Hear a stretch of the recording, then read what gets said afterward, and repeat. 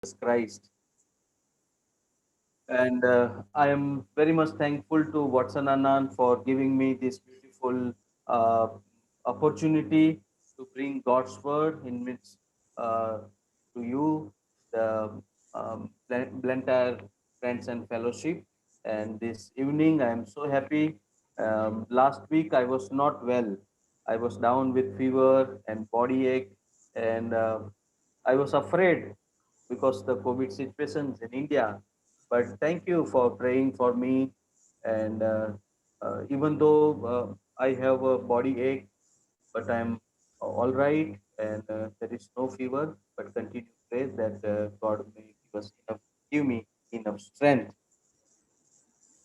So on 9th May, we were looking about the prayer amidst problem part one, and it was a wonderful thing to learn from Watson Anand about the prayer. And today is like Pentecost Day, and we're supposed to preach on Pentecost Day, uh, but actually somehow we missed. But this morning I was praying in my heart about a small prayer that I would like to read for all of you. The prayer I learned and praying from this morning that uh, Holy Spirit, without you, I can neither live my Christian life nor do my ministry. I need you, so please keep filling me. So once again, I'll read for you a prayer that I learned. Holy Spirit, without you, I can neither live my Christian life nor do my ministry. I need you, so please keep filling me. That's true that we need Holy Spirit each and every moment in our life. That because without Holy Spirit, we may be able to experience God's power in our life. I just want to review what we learned in uh, like part one on 9th May. I hope all of you remember, and hope you might have taken notes even. I don't know. Just I'm asking.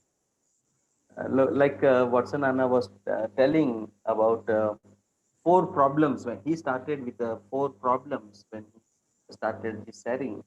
Four problems. The first one he said is serious trouble which will lead to sorrow. The second thing that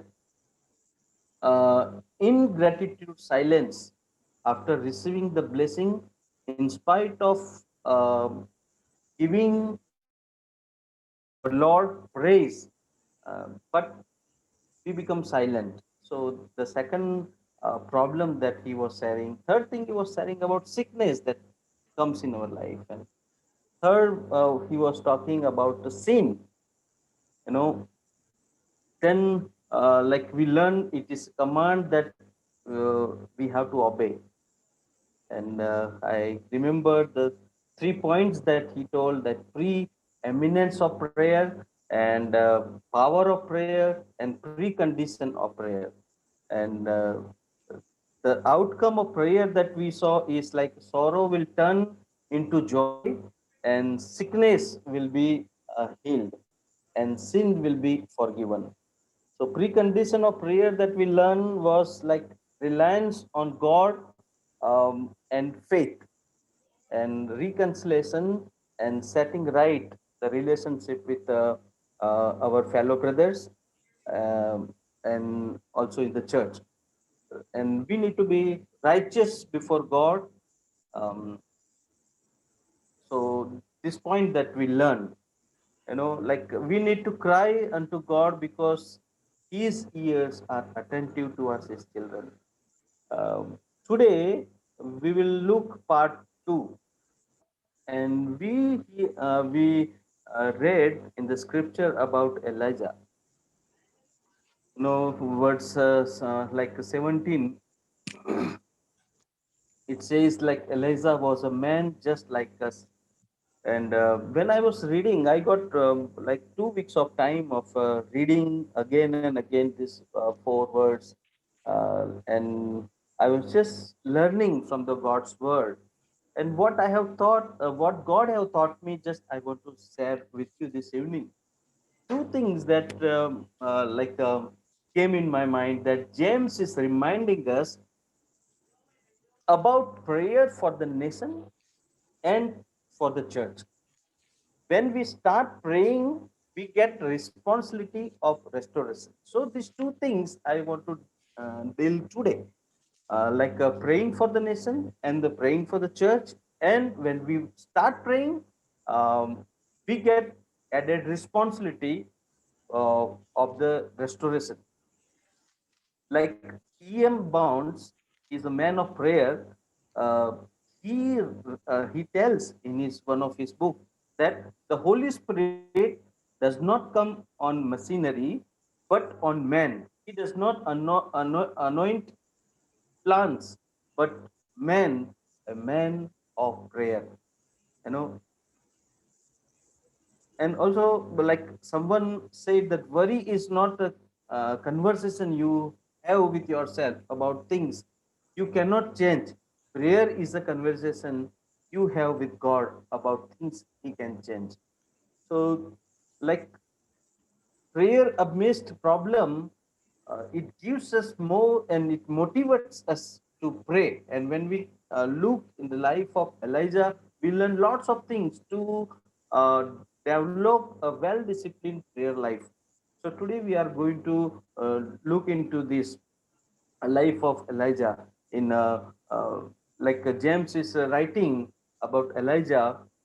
And Elijah is a good example for the righteous man, whose prayer release power. And the power of righteous man is powerful and effective. Verse James 5 and 16, we read that the prayer of righteous man is powerful. And the background of this incident that we find in First King chapter 17 and 18, we read about wicked King Ahab and Jezebel queen. Both had led Israel from the Lord into the worship of Baal. And God punished nation and holding back the rain for 3.5 years. And the earth was unable to produce the crops. And we know the story of Elijah, that he challenged the priest of Baal on the Mount Carmel. All day long, the priest cried out their God, but there was no answer. At the time of evening, the sacrifice, the Elijah repaired the altar and prepared the sacrifice. He prayed, and fire came from heaven to consume the sacrifice.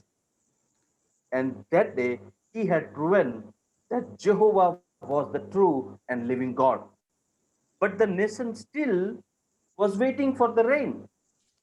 Elijah went to the top of Carmel Mount, and he knelt down, he fell down before the Lord in prayer. He prayed, and he sent his servant to see the sign of rain. And word of God says that he sent 7 times his servant to see the signs. And finally, on 7 time, like, he saw a little cloud.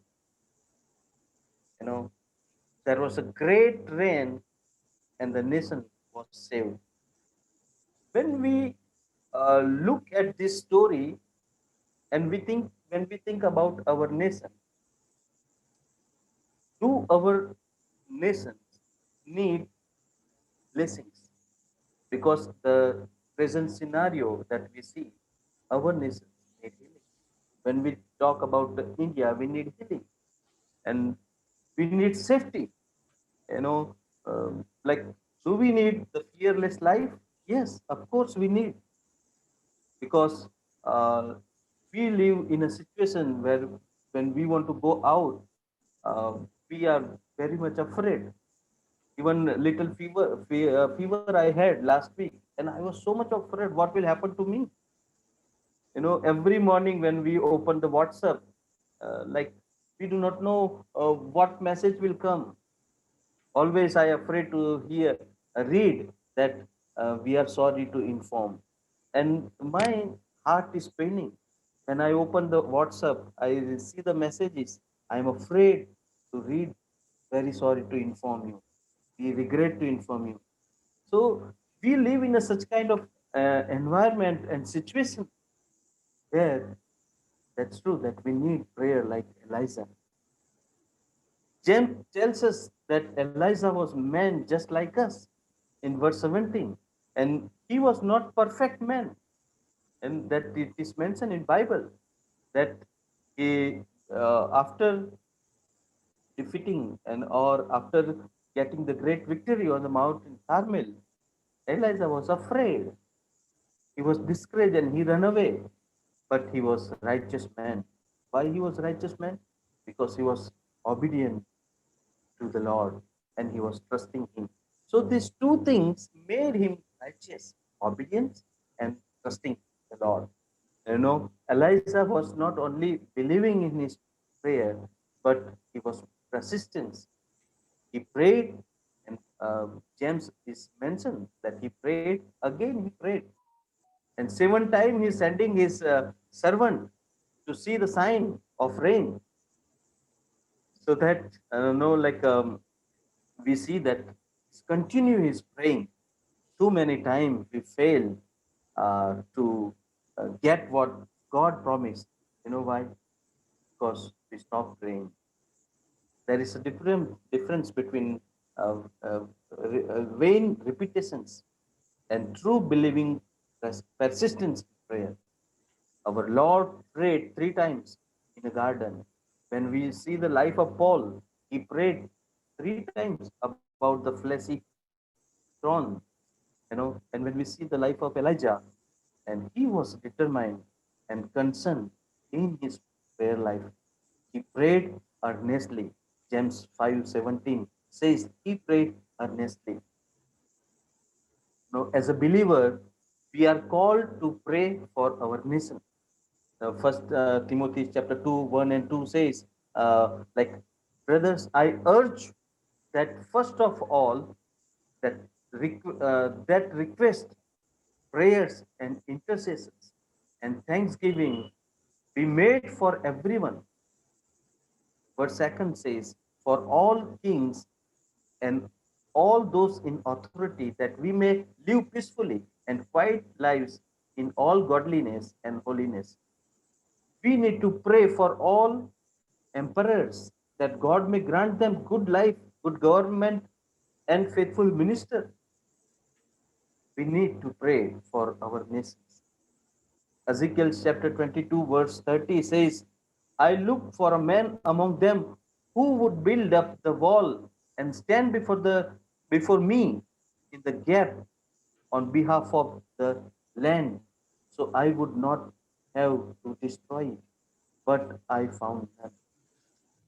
Today, God is looking for intercessor who can pray for the nation and community as Moses did for the Israel.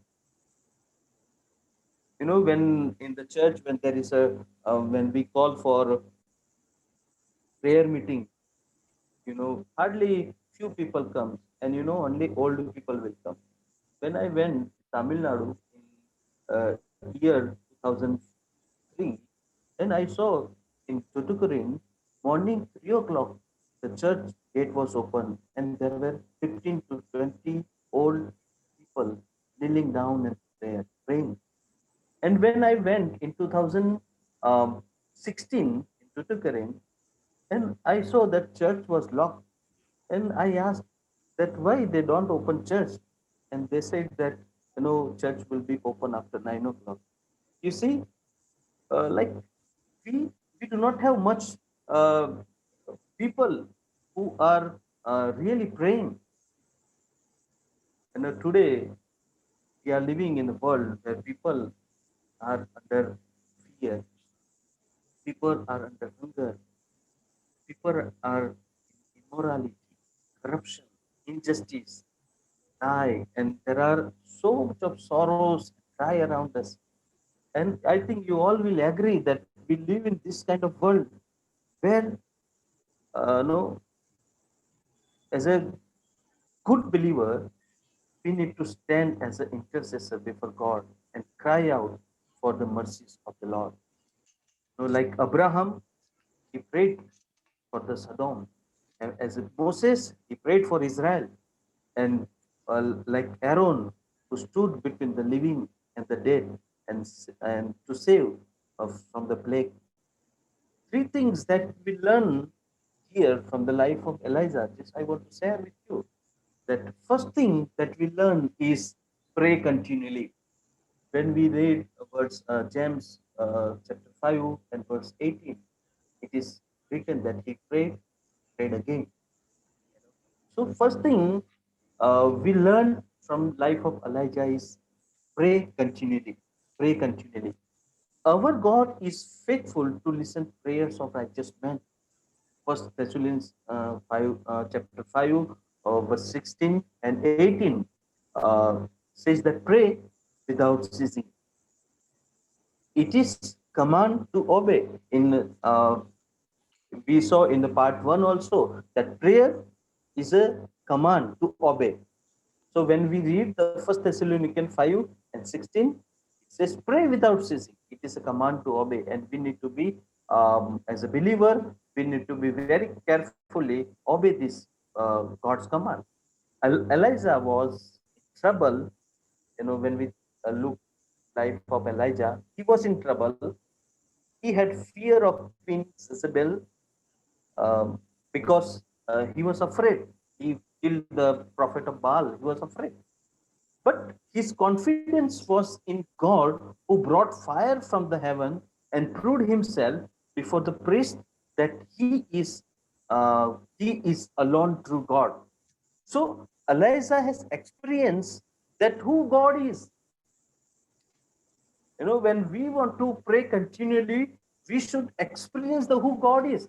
Until and unless you and me experience the who God is in our life, we may not spend time in prayer.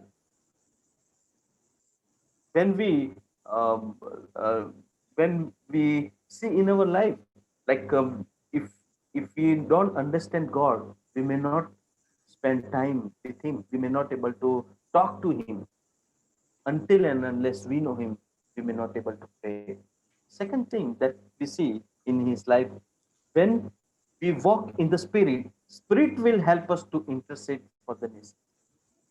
But if we are not depending on Holy Spirit, we will fail in our prayer life. You know, if we don't depend on Holy Spirit, because Holy Spirit will lead us, Holy Spirit will teach us how to pray. But if we are not walking according to Spirit, then we may not able to spend time in prayer. Third thing that we see, that God's love in us will lead to prayerful life. If we want to pray continually, first thing, like, we should know the true and living God. Second thing, we should walk in the Spirit. Third thing, we should uh, uh, understand God's love in us, and that will lead us to prayerful life. Today we need to pray that he should fill our lives with his love, that we will have heart of our Lord to intercede, continue for our nation and for the perishing people. Many believers have stopped praying because they got discouraged due to their prayer was not answered. Yesterday, I was talking with one of auntie, and she was sharing me about one of a known person who is a strong Hindu convert, because he prayed for his one of his sister to heal from the cancer, and she died just last week. And because of this, they left the faith. Now they again went back to Hinduism, and we were just praying. We both were just praying for that family. So many people during this pandemic, many people have got discouraged. Many people have lost their dear ones, and they have stopped praying. But remember that God will never do mistake in lives of his children. So let us not be discouraged. Let us not be discouraged. We being washed by the blood of Jesus Christ and made righteous, who can continue pray for the our nations, pray for our church. Like church have to pray. We have to pray for the present condition. Every individual believer have to cry unto the Lord to have mercy on our nation, because we are going through a tough time. I just want to tell you that how we can build our prayer life. You know, just I want to share the 4 points with you, like how if we want to continue have a prayerful life, if you want to have continue a prayerful life, we need to have four things that I want to share. Like we need to check our personal relationship with God. Second thing, knowing God and His Word will build confidence on Him. Third thing, walk in Spirit, allow Holy Spirit to work. And fourthly, that your life will be filled with God's love, so that you will have love for the perishing world. E.M. Bounds wrote a century ago that what the church needs today is not more machinery or better, not new organization or more and novel methods, but men whom the Holy Ghost can use, men of prayer, men of mighty in prayer. The Holy Ghost does not flow through methods, but through men. He does not come on machinery, but on men. He does not anoint plants, but men and men of prayer. The Holy Spirit can use men of prayer, men of mighty in prayer.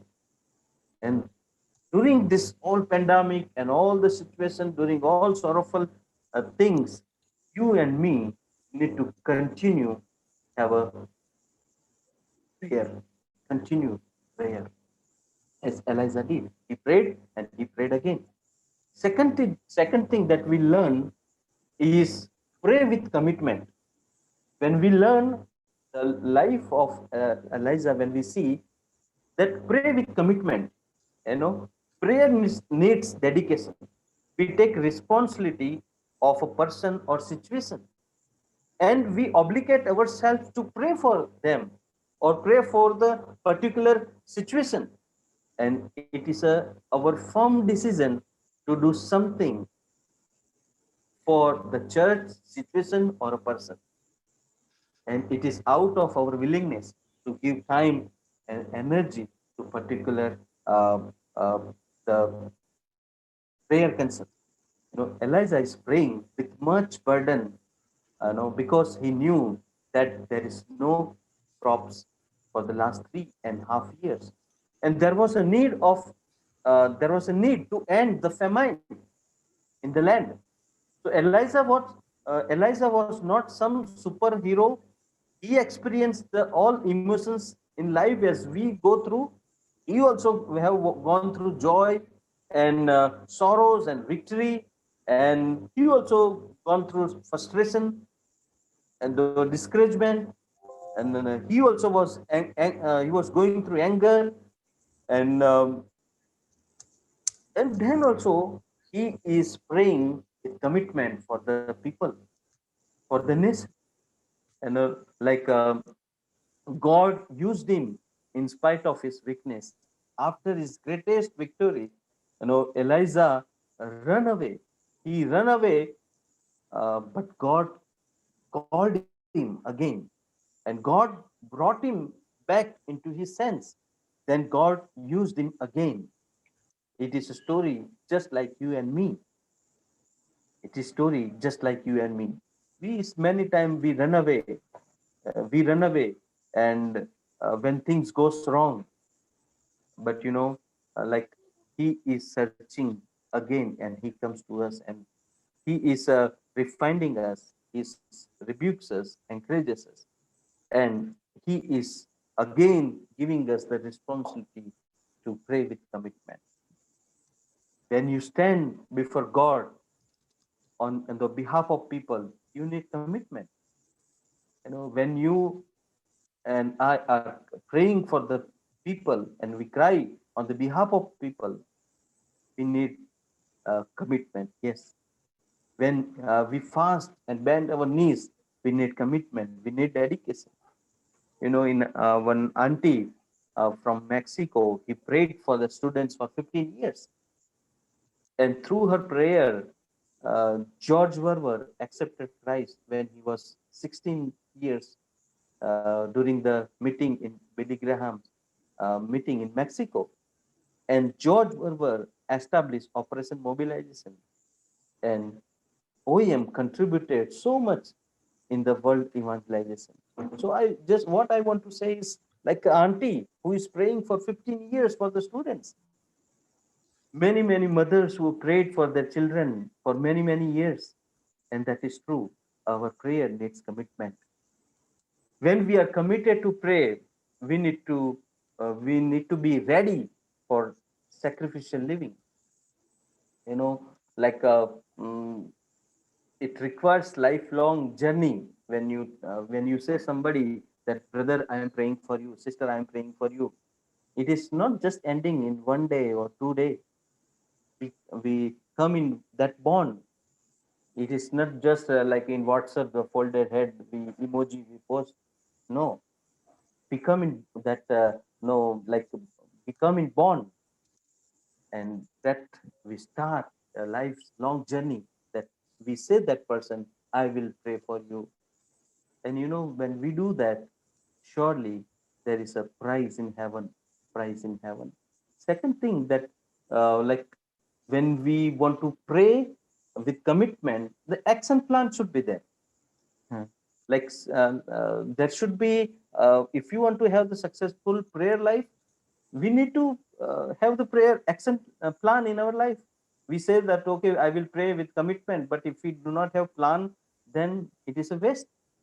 So what I suggest is like maintain prayer diary, plan to pray with 2 or 3 people, or I wish that in our Blantyre fellowship we can have chain of prayer in days to come.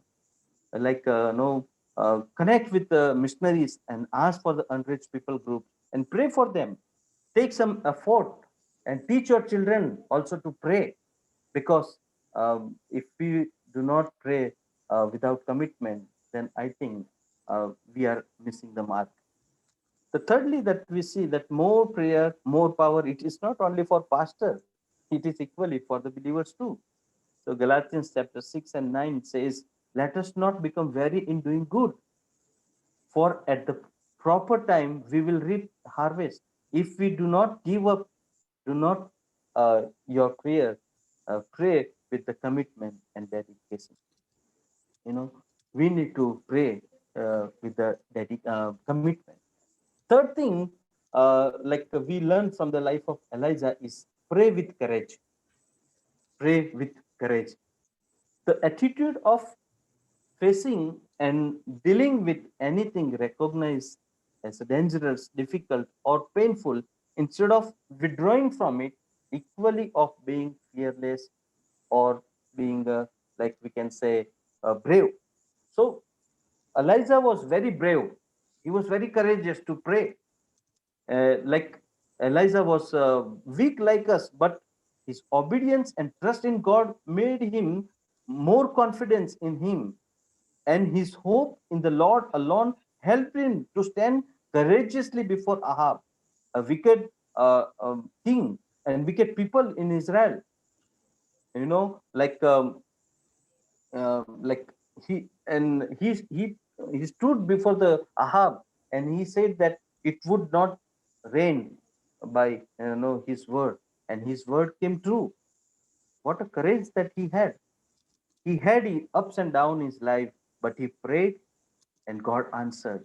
So even though you have your, you may have ups and down in your life, but pray, continue pray with courage. The power of prayer is not with the man, but with God. Like when we see the lots of example in Bible, Nehemiah, and Nehemiah was suffering, of, um, of his countrymen in Jerusalem. Like when he heard that the wall of Jerusalem is broken, and he was suffering in his heart. But their exposure to danger touches a chord deep within him. So, like, he stood before the king, and he told that the situation in Jerusalem, and we read in life of Nehemiah that how he got permission to go to Jerusalem and build the wall of Jerusalem. When we learn about the life of Esther, she stood before the king and spoke courageously and spoke on the behalf of Israel. And prior to that, she and whole community mourned and wept and they prayed. You know, this is the courage that you and me need today. There is a great need of godly people in the world who can pray with courage. Every country is suffering with immorality and justice. At this point, we need people like Elijah, Nehemiah to pray for the nation. We need biblical model church and believers who can pray for the nation with the boldness and courage. How can we get the needed courage to pray, walking and abiding in truth? How can we get the needed courage to pray? Walking and abiding in truth. It's true. Two things can give us more strength to stand before God and prayer. What was the result of Elijah's prayer? You know, like God's name was glorified. Secondly, people recognizes the true and living God in Israel. Land received the rain, and earth bore its fruits. Famine was end up, and there was a joy among people. When you and me will pray continually, will pray with commitment, when we will pray with courage, we will see God's name will be glorified. We will see that people will recognize living God in and through our life. We will see our land will be blessed. We will see the situation will change, and we will see joy among people. How we read uh, in a book of Zechariah, and we will see the great blessing of God if we pray continually, and if we pray with commitment, and if we pray with courage. Now, in verse 19 and 20, the responsibility of the believer that we see. Like first part, we see that we as a believer, we need to pray for the nation, we need to pray for the church. So we continue if we pray with commitment, if we pray, and with courage, if we pray for and build our spiritual life. Then in verse 19 and 20, we get responsibility of a believer. What is that responsibility of the believer? Is like restoring the backsliding, restoring the backsliding. You know, how can we handle a brother who is in error? Like James is giving a command and responsibility to the believer who are righteous and godly to bring back to another believer who is deviated from the truth. You know, like, and this is the part of the ministry in the church. The people who are involved, they have to be in prayer. Believers do sin, and sometimes the sins will be horrible, but the like difference is that he cannot go on in sin because he is a believer. So the spirit of God will convince him, and he knows that he has displeased God. So the believer who is sin will repent and turn back to the Lord. The overall direction of his life is to grow in holiness and to be a fruit for the Lord. So, if a person who is a claim to know Christ, he turns towards sin and continue on that path. He may not be a true believer in the terms of like as we read in First John and chapter 3. He is not born again. If God uses you to help him or person to repent and turn back to the Lord, then you have saved his soul from the path that would have led a spiritual death, the eternal separation from God and the lake of fire. So, finally, I just want to say that how can we handle a brother who is in error? First thing is like we should have disciplined prayer life and dependent on his grace. Secondly, when you know the truth, do not gossip around, but find the truth. Thirdly, make sure that you are under the control of Holy Spirit. Depend on Holy Spirit. You know, like, and fourthly, you should show the genuine concern for your like brother who is backslidden, who has deviated from the truth. You should have genuine concern. So fourth way that we can handle this problem. Uh, First of all, we should have the disciplined prayer life. Until and unless we have disciplined prayer life, you and me cannot bring a person who is deviated from the truth. And finally, wait for the right time. Do not jump into problem, but wait, wait. So this is the very common problem in many church, but less people are taking efforts. Very sorry to say, very less people are taking efforts to restore the backsliding people. I wish that every church should have the special committee or team for this ministry of bringing backsliding people to home. I wish. When I was preparing this sermon, I was also preparing how what kind of strategy that we can use of or what kind of ministry that we can have of bringing people who backslide. Hardly many mainline churches they are praying for backsliding believers. They pray for sick people. They pray for many people who are in problems, but they are not praying for backsliding people. And today, you and me, as we are listening this sermon, it is our duty, it is our responsibility for the praying for our brother who is in error, who is deviated from the truth. We need to stand for the truth and for the church with our prayers.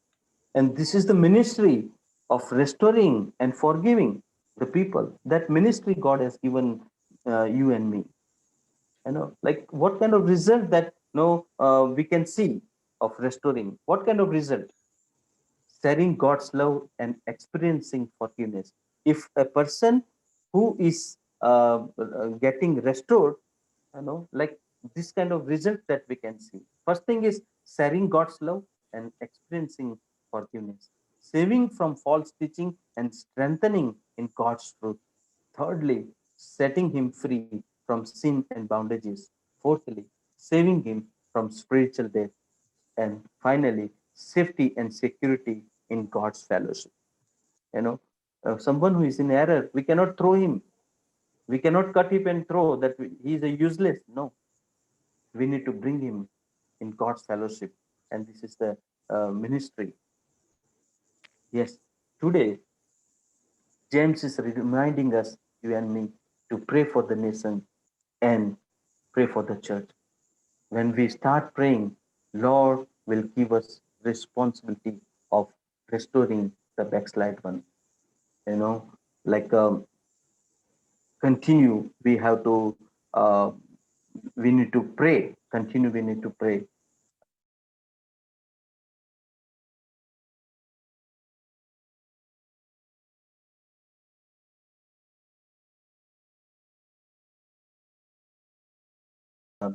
Believers, God is looking for you and me that we will grow as good prayer warriors. We should not pray because we have to pray, but because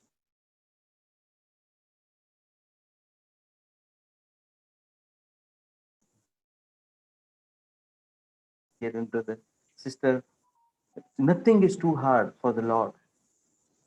No, we need to continue pray. Let us open our hearts today and surrender our lives in God's hand and ask that He will restore us and strengthen us so that we will be blessing to our nation. We will be blessing to our church. Let us ask for the forgiveness of our failures for not praying. Sometimes we pray for 5 minutes, sometimes we pray for very little, but we do not pray continually. We cannot pray with commitment. We cannot pray with courage, and we need to ask for forgiveness. World had lots of problems. Only church has a remedy, and that is prayer. So let us not stop praying, but ask the Holy Spirit to fill us with His power so that we can grow according to God's plan and will be blessing to entire community. Let us close our eyes and we will pray. Gracious God, our Heavenly Father, we thank you, we praise you, we worship you for giving us this wonderful time to come before the throne of grace. Lord, when we look at the life of Elijah, Lord, we learn that we need to pray continually. We need to pray with commitment. We need to pray with courage. Yes, Lord, many times we have failed. We have got discouraged. We have disconnected ourselves from the path that you have given us. But Lord, today we recommit ourselves. Help us that, Lord, we will have the meaningful, disciplined prayer life every day. Lord, we will pray for our nations. We'll pray for the church. We'll pray for the people around us. Lord, there are so many prayer concerns around us, but very less knees bent. Lord, you help us that we will come on our knees. Lord, you give us tears in our eyes that, Lord, will cry for our people, that our nation will experience the healing touch of God. Thank you, Lord Father, for giving us privilege to come together and learn from your word. Thank you, Lord Father, for encouraging us and speaking to us.